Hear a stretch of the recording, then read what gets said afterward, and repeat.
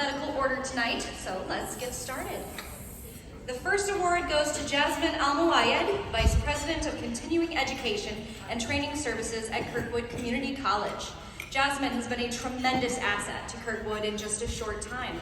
Since assuming her current role in 2021, Jasmine has built on her extensive community relationships to create employment pipelines to meet our growing regional workforce needs. It's an area she knows well as former Economic Development Manager at the City of Cedar Rapids. Jasmine put together some of the largest development deals and helped attract some of the biggest projects in Cedar Rapids history. She was responsible for $1,798 billion in capital investments, 3,134 jobs retained, and 2,122 jobs created. Jasmine is not just committed to economic development and higher education, but she is passionate about diversity, equity, and inclusion. As a first-generation American, she proudly supports Gateways for Growth, Urban Dreams, and Cedar Rapids Welcoming Week, just to name a few. I'd now like to play a video from Jasmine's friend Anna Stamp, an economic development specialist at the City of Cedar Rapids.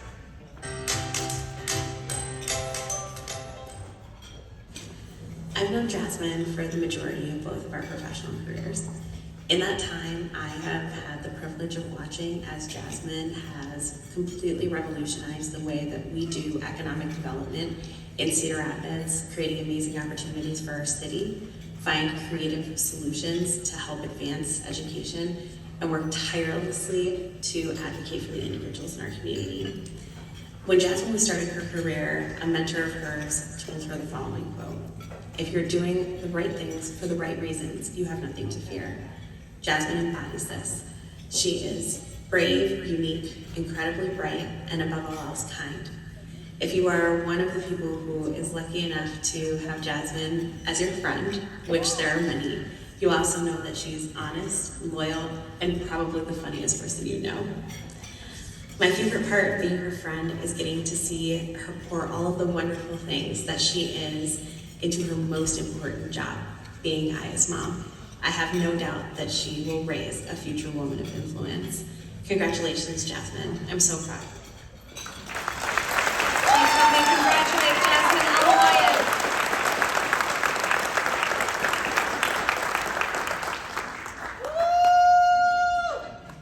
Sure, what to do with that. Thank you, Anna. Good evening, everyone. It is an honor to be here tonight, recognized alongside this amazing group and joining a list of incredibly accomplished women in this community. For anyone who knows me well, there are some simple truths about me that makes this one of the most terrifying things I've ever done.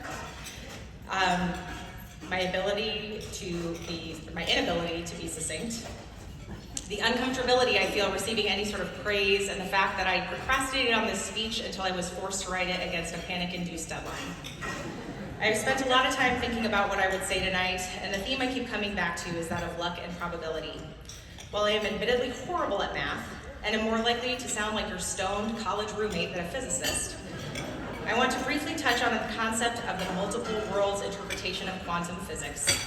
The gist of the theory is that when faced with quantum choices, rather than an A or B being the definitive outcome, the universe splits into different versions of itself, creating a parallel track that the version we're currently residing in is unaware of. That for every choice we make in a sea of probability exists a myriad of alternative paths that could actually be playing out differently than the reality of me standing in front of you right now. The fact that any of us is here is a statistical miracle.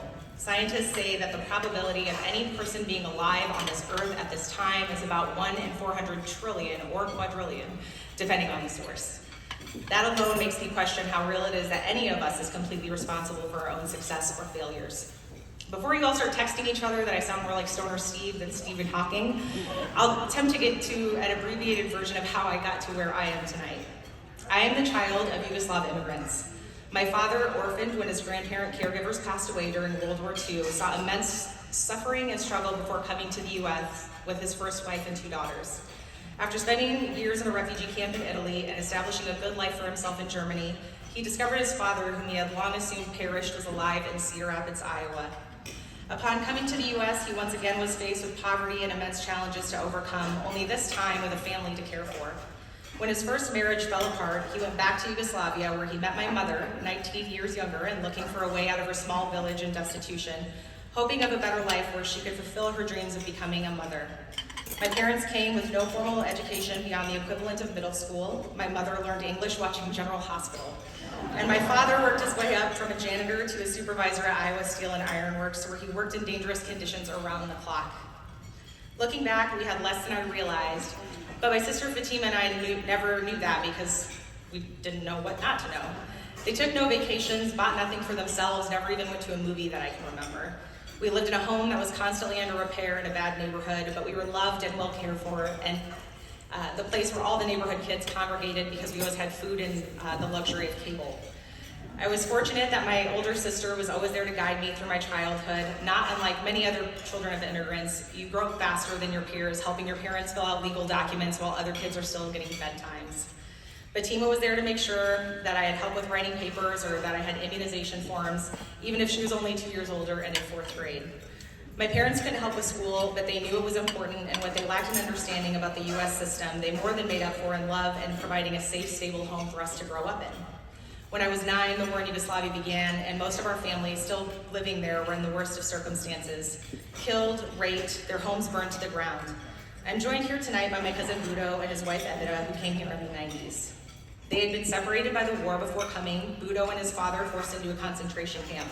I was young and didn't quite understand the horrors that they had endured, nor did I understand that Budo, an architect by trade who owned nightclubs back home, and Evita, a scientist, had to give up everything and start over in a place where they knew virtually no one except our small family. They have 2 successful children who they worked day and night to make sure had all the opportunities in life that they were robbed of because they happened to be the wrong religion. I give you this family history because it's important in how I view the world. There are strong, resilient people who truly have crossed hell to get to where they are.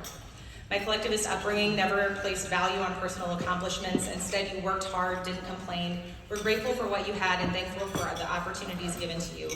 And this is where I come back to where I started. Nothing in my life was achieved because I was uniquely capable, smarter than, better than, or worked harder than anyone else around me. Any success I've had in life is largely because, by chance, someone let me in a side door while others carried me along the way. My husband Andrew, who has stood by me, encouraging me, and honestly doing most things for me since I was 16 years old, himself grew up in abject poverty, the son of a 15-year-old abandoned by his biological father, living in a rotating set of trailers and apartments, and then kicked out at 16, forced to go it alone, and has been my North Star. While meeting his family in Bahrain at 18 was life-changing for us both, quite literally resetting the trajectory of our lives. We could have gone down a much different path. Instead, we tried better for each other, and after 23 years together, he is with absolution. I know without absolution, my life would be so much worse if I had never met him. After working full-time through my undergraduate degree, I had no idea what my professional life should look like, as I really didn't have anything to model or compare myself to in that sense.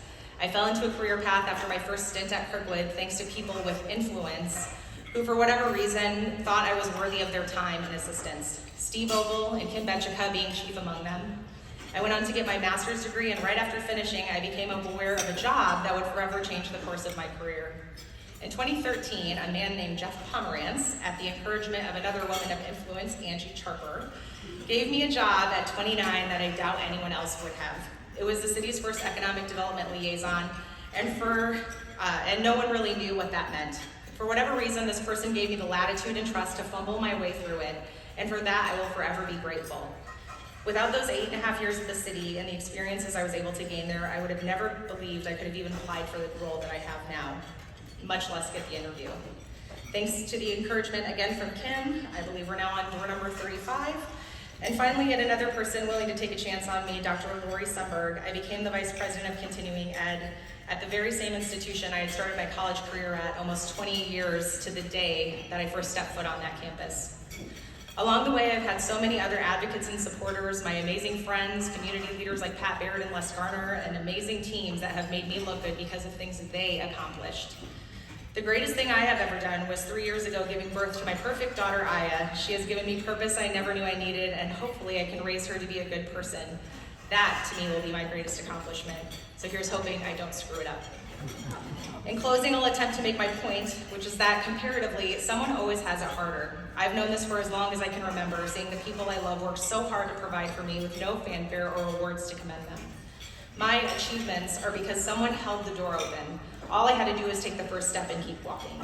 In some parallel existence, without the opportunities and luck I've had to cross paths with these people, I could have just as easily served you a burger you might get on the drive-thru on your way home tonight.